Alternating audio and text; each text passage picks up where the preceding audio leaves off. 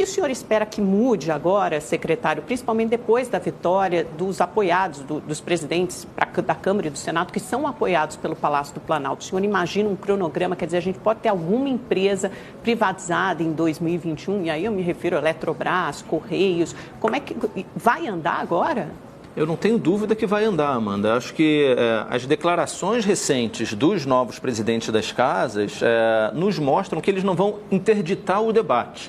Qual que é o problema que a gente tinha até hoje? Primeiro, muitas empresas dessas 20 que eu comentei não precisam de autorização legislativa para que a gente possa desestatizar, né? Então, essas empresas nós já colocamos no processo. Então, esse ano a gente vai ter, por exemplo, o Porto de Vitória, né? Inclusive ontem foi audiência pública, vamos ter Transurb, que é o sistema de mobilidade de Porto Alegre, vamos ter CBTU Belo Horizonte, então várias empresas que não carecem de esforço legislativo serão desestatizadas esse ano. Só que a gente tem duas que a gente de fato precisa, Eletrobras e Correios. Eletrobras especificamente para poder começar a discutir a desestatização e Correios porque a gente precisa regulamentar um dispositivo constitucional por meio de lei para que a gente possa reformar o marco postal. E aí a gente pode seguir com esse processo adiante. O que aconteceu, infelizmente, até hoje? O projeto de lei que nos permitia começar os estudos, não é nem que nos permitia privatizar, é que nos dava o direito de colocar a bola em campo e começar o debate.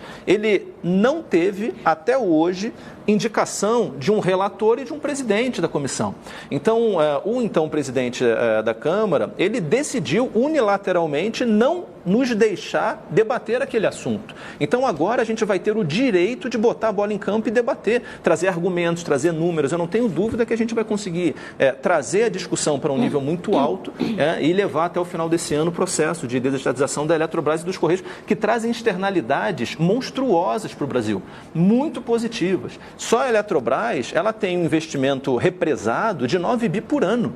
Não é justo com os nossos filhos, com a próxima geração, privá-los de um investimento desse tamanho, enquanto a gente tem tanta gente precisando de emprego no Brasil, só porque, por uma decisão ideológica, a gente acha que não tem que caminhar com aquilo.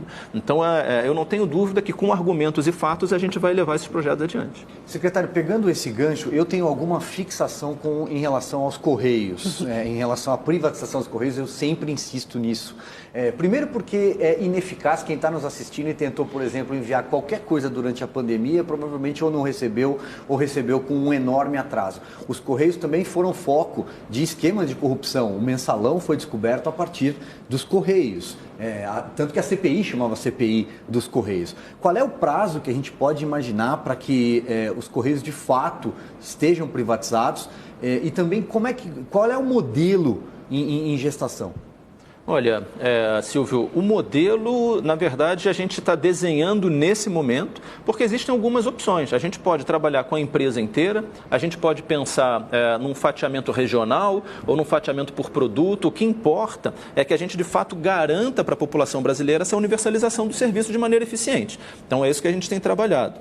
O horizonte temporal que a gente espera é final desse ano ou, no máximo, primeiro trimestre do ano que vem, porque realmente a gente precisa desse choque. No momento onde o e-commerce explode, como é que a gente se priva de ter realmente um instrumento com essa potência à disposição de toda a população brasileira?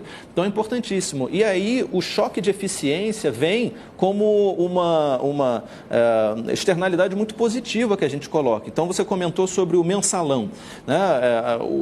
Para piorar a situação, você vê, os Correios, eles diminuíram o seu patrimônio líquido em mais de 3 bilhões de reais no último ano. Então uma empresa que tem um ativo de 14 bilhões de reais tem hoje um patrimônio líquido de 100 milhões de reais, porque eles detonaram o patrimônio líquido, eles corroeram a empresa ao longo dos últimos anos, né? Para piorar, você também teve um avanço no fundo de pensão, no Postales. Então, o que aconteceu nos governos anteriores foi meter a mão no bolso do carteiro.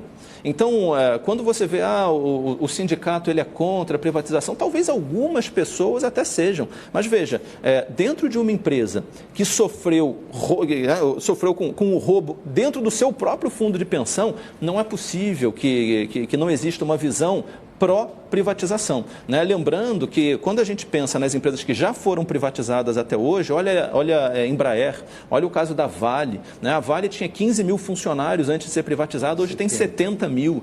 Então a Embraer hoje é uma referência global de tecnologia, de eficiência. Então o que aconteceu em termos de geração de emprego, né, e eficiência das estatais depois que elas foram privatizadas foi enorme. Então quem defende aquela empresa, quem defende os funcionários que lá estão, a valorização daqueles funcionários, não pode ser contra a privatização. Fora as denúncias do uso dos Correios em campanhas eleitorais, também teve isso, né?